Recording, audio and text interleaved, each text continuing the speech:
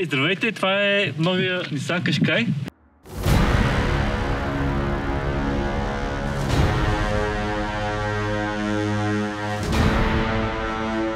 Двигател е 1.6 с турбина. Мисля, че турбото се пуска някъде около 2000 оборота. Днес ще видим този красавец колко е добър за оффроуд, макар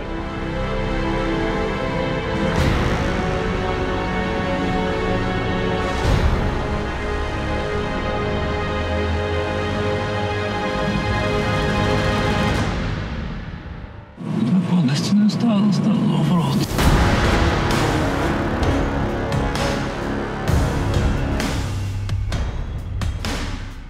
4 камери разположени, 2 в огледалата, плюс една отпред и една отзад.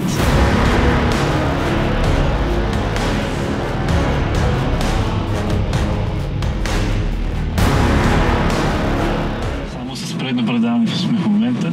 Успяваме да се изкачим с 19-соловите джанти.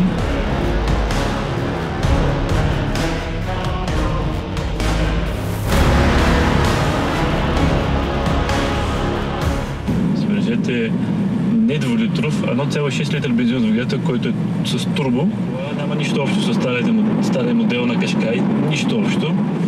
Нейните предимства в градското каране. Много приятен габарит има. Системата против блъсък ми показа, че има пред мен автомобил, който спира по-бързо, колко аз се движа. На кръглото, когато влезе с повече от 60 км в час в затвоя.